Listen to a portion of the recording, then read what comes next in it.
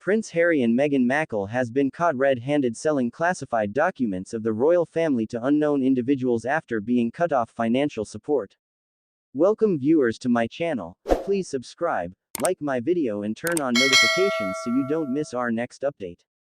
From the outside, the life of Prince Harry and Meghan Markle appeared almost impossibly glamorous.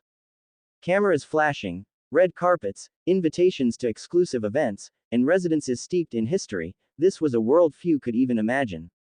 To the casual observer, every day might have seemed like a celebration, a fairy tale life where every desire could be fulfilled with the right connections or a simple phone call. And yet, appearances, as they so often do, hid a more complex and turbulent reality. For Harry, the younger son of Princess Diana and Prince Charles, and Meghan, an American actress entering this rigidly traditional world, the layers of privilege were interwoven with pressures and expectations that few outsiders could comprehend. The royal family is, in essence, a centuries-old institution built on structure, protocol, and unspoken rules. It offers prestige, but also strict boundaries. Freedom is measured, not given freely. Every action is watched, catalogued, and evaluated.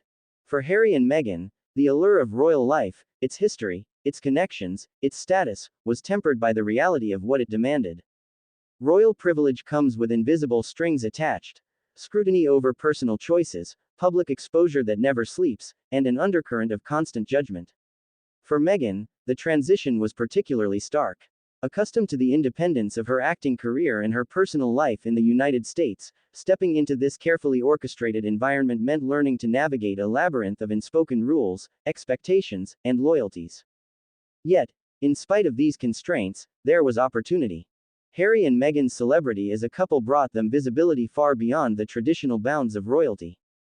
Their engagements drew international attention, their statements were dissected by millions, and their charitable endeavors were lauded across continents. But visibility, as they would soon discover, came at a cost. The couple's public image was meticulously managed by palace communications teams, and even the smallest deviation from the carefully constructed narrative could trigger backlash. Their lives, once private and controllable, became a stage for judgment, where privilege could quickly transform into pressure, and adoration into criticism. Financially, the reality was equally complicated. While it is easy to assume that royalty is an inexhaustible source of wealth, the truth is far more nuanced. The royal family's resources are vast, but they are tied to estates, trusts, and institutional structures rather than direct, unrestricted access to cash. Harry and Meghan had relied on financial support from family trusts, private inheritance, and, later, from media deals that allowed them to maintain their lifestyle. However, this support was not guaranteed indefinitely. When the palace made the decision to limit their funding, it was more than a financial adjustment, it represented a profound shift in autonomy, independence, and daily life. A lifestyle once buffered by millions suddenly faced the prospect of constraint, a fact that had emotional, psychological, and practical implications. Financial strain, as many psychologists and behavioral experts would note, has the power to push even the most careful individuals toward drastic measures.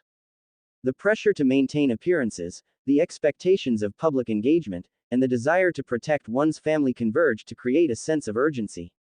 For Harry and Meghan, this pressure was amplified by their already fraught relationship with the media, public opinion, and the traditional structures of the monarchy.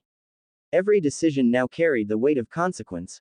A misstep could mean personal embarrassment, financial strain, or even public vilification. Beyond money, the emotional toll of living under constant scrutiny cannot be overstated. Harry, who had experienced profound personal loss with the death of his mother, Princess Diana, was acutely aware of the consequences of media intrusion. Meghan, who had built a career under public attention but on her own terms, suddenly faced the intensity of a media spotlight that cared little for nuance or context. Together, they had to navigate a world where every word, gesture, and appearance was analyzed for meaning, motive, and scandal. The combination of financial uncertainty and public pressure created a volatile environment, one in which choices became heavier, riskier, and more consequential. In this environment, the couple's relationship with the royal family became increasingly strained. The palace operates on loyalty, duty, and adherence to centuries-old traditions. Any deviation from these expectations is met with scrutiny and sometimes punishment, whether subtle or overt. For Harry and Meghan, the combination of personal ambition, desire for independence, and frustration with institutional constraints created a tension that only intensified as financial realities became apparent. Isolation, both emotional and logistical, compounded the sense of urgency. When the support system one relies upon is suddenly withdrawn, the instinct to protect oneself and one's immediate family becomes paramount.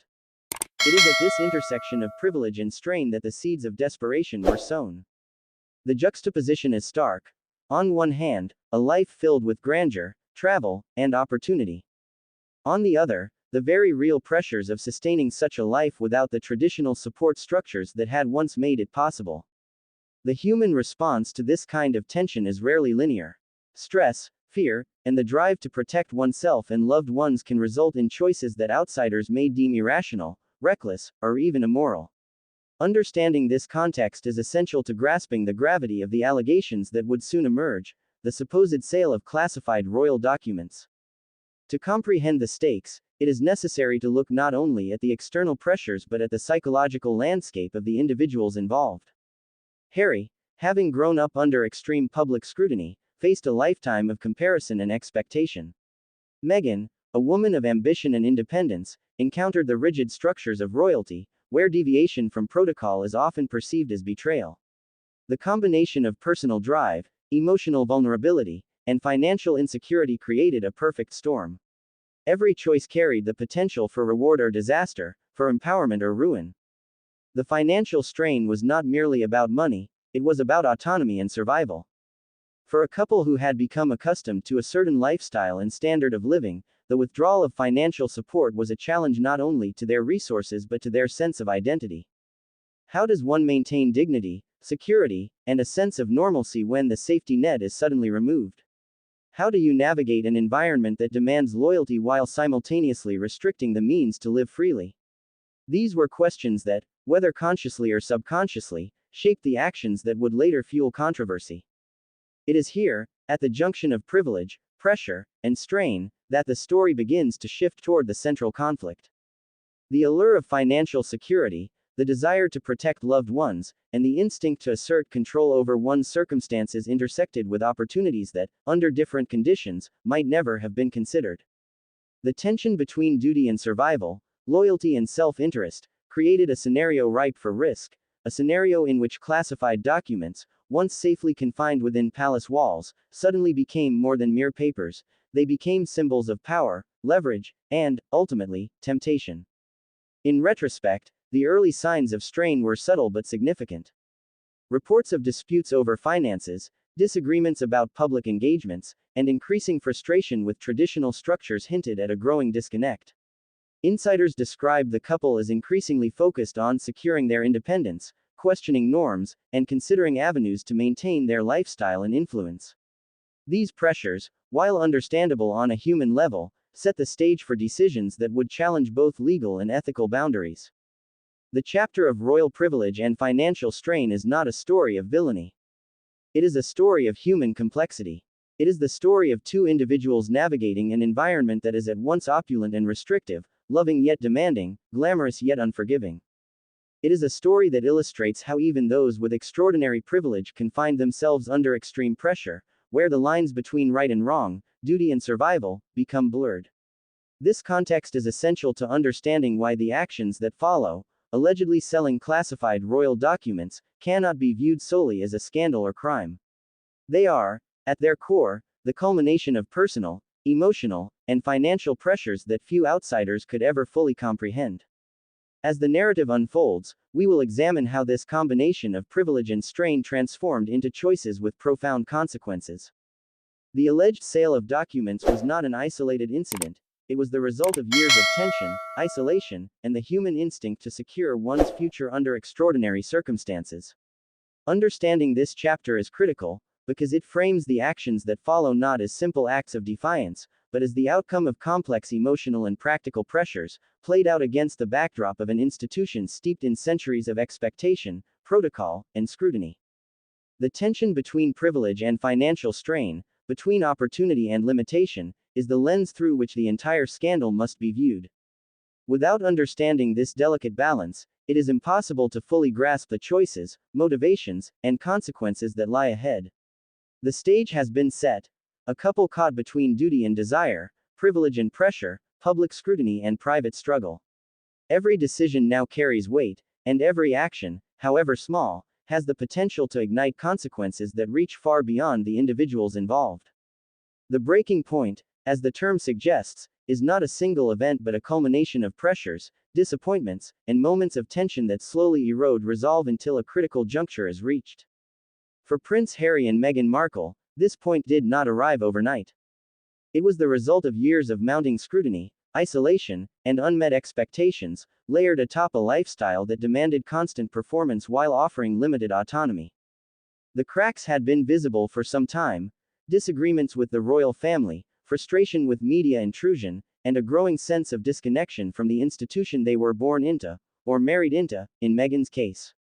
Yet, the final pressures that pushed them toward an irreversible path were both emotional and financial, intertwined in ways that made the eventual fallout almost inevitable. Financially, the couple faced a reality they had never truly experienced before. Though the monarchy is wealthy beyond imagination, the personal funds available to younger royals are limited and controlled. Harry had access to family trusts and income derived from estates like the Duchy of Cornwall, but this access was carefully monitored and conditional. Meghan, who had once enjoyed a measure of financial independence through her acting career, found herself suddenly constrained, as her previous earnings were insufficient to maintain the lifestyle expected of a high-profile royal couple. The withdrawal or limitation of financial support was not just a monetary adjustment, it represented a profound loss of security, autonomy, and control over daily life. When your environment has conditioned you to expect certain resources, suddenly losing them can feel catastrophic, even unjust. Emotional strain compounded the financial pressures. From the moment Meghan arrived in the United Kingdom, she and Harry faced an unrelenting media gaze. Paparazzi, tabloids, and social media commentators dissected every gesture, every outfit, every word. The couple's every move became fodder for speculation, often exaggerated, and occasionally malicious. For Harry, who had lost his mother to relentless media scrutiny, the emotional weight of this environment was not theoretical, it was deeply personal and traumatic. Meghan, navigating a foreign culture while under similar pressure, faced the added challenge of racialized scrutiny and public judgment that often felt both cruel and unfair. Together, they inhabited a world in which every action could be weaponized against them, and every moment of vulnerability exposed. The breaking point also involved internal family dynamics. The palace, despite its grandeur and history, is not immune to interpersonal conflict. Loyalty, hierarchy, and protocol govern behavior, often leaving little room for personal agency. Harry, once seen as a supportive younger son, now increasingly questioned the rigidity and opacity of these structures. Meghan, with her independent spirit and assertive personality, found herself at odds with a system that expected compliance above personal expression. These tensions, combined with external pressures, created a sense of isolation that was both emotional and practical. When support networks fail or are insufficient, even privileged individuals can feel trapped, vulnerable, and desperate. As the strain intensified, the couple's interactions with those around them began to change. Staff members, advisors, and confidants noticed a growing sense of urgency in their demeanor. Decisions that might once have been cautious became increasingly impulsive. Conversations about financial strategies, media opportunities, and public appearances were often underscored by an undercurrent of anxiety and frustration. Insiders later described moments in which Harry and Meghan appeared frustrated, almost cornered, struggling to reconcile their expectations with the constraints imposed upon them. The pressure to maintain appearances while navigating personal and financial insecurity created a volatile emotional landscape. Public scrutiny amplified every private struggle. The media, ever hungry for scandal, reported on rumors of disputes between the couple and senior royals, focusing on minor disagreements as evidence of irreparable conflict. Headlines suggested tension, disloyalty, and dissatisfaction, often exaggerating facts or misinterpreting intentions. For Harry and Meghan, this environment meant that every attempt to assert independence, protect privacy, or secure financial stability was met with suspicion or criticism. What might have been reasonable actions in another context were reframed as rebellious, opportunistic, or even malicious. The constant external pressure created an internal feedback loop. Stress led to decisions, decisions led to scrutiny, and scrutiny intensified stress. The culmination of these pressures, financial uncertainty, emotional isolation, and relentless public scrutiny, formed the psychological backdrop for the alleged actions that would follow. At the breaking point, human behavior becomes a complex negotiation between fear, self-preservation, and desire for control. It is not a matter of morality alone but of survival. Individuals facing extreme pressure often make choices they would never consider under normal circumstances, driven by the need to secure safety, autonomy, or emotional release. In this context, the sale of classified documents, while shocking to the public, can be understood as part of a larger narrative of desperation and risk-taking under extraordinary conditions. The couple's decision-making during this period was shaped not only by immediate pressures but by a long history of perceived slights, betrayals, and limitations. Harry, who had grown up navigating a complex family environment with its own rules, expectations, and emotional dynamics, was acutely aware of the consequences of visibility and dissent. Meghan, having experienced professional success and autonomy, encountered a world in which her choices were constrained, judged, and often misrepresented. Together, these experiences created a sense of urgency that permeated both personal and strategic decisions. The breaking point, therefore, was not a single day, but a culmination of years of tension, frustration, and mounting stakes. It is also important to consider the social and psychological context. People under prolonged stress often experience heightened sensitivity, impulsivity, and a narrowing of focus toward immediate survival or gain. Decisions that might seem reckless or unethical to outsiders can appear rational within this altered perception. Financial insecurity, emotional strain, and a sense of betrayal combine to produce a mindset in which the usual moral and practical boundaries shift. For Harry and Meghan, the alleged sale of royal documents, while extreme, emerges from a confluence of pressures that made risk-taking not only imaginable but, in their minds, perhaps necessary. The breaking point was magnified by the isolation from support systems that might have otherwise tempered decisions. Traditional networks within the royal family, once a source of guidance and protection, were increasingly distant or unavailable. Public advisors, media consultants, and legal teams provided guidance, but these were often filtered through strategic considerations rather than emotional support. Without a consistent anchor, the couple faced the challenge of navigating highly consequential decisions in an environment where every move could lead to public scrutiny, institutional reprimand, or financial loss. Emotional vulnerability played a critical role as well. Both Harry and Meghan had invested heavily in their personal and public identities as a couple distinct from the traditional royal mold. They had sought independence, influence, and visibility, positioning themselves as modern, relatable figures within a centuries-old institution. Yet this pursuit of autonomy collided with the rigid structures of royalty, creating tension between aspiration and obligation. The resulting stress, combined with financial pressure and constant media exposure, set the stage for choices that would have lasting consequences. By the time the breaking point was reached, the environment surrounding Harry and Meghan had become almost unbearable. Every decision carried profound weight. Financial security, personal reputation, and familial loyalty were all intertwined, leaving no easy path forward. Emotional exhaustion, heightened anxiety, and the relentless gaze of the public created a crucible in which extreme choices could emerge. The couple's situation was a study in human behavior under pressure, where desperation and opportunity intersect to produce outcomes that are both shocking and, in retrospect, understandable within their context. It is here, at the breaking point, that the narrative pivots from tension and pressure to action.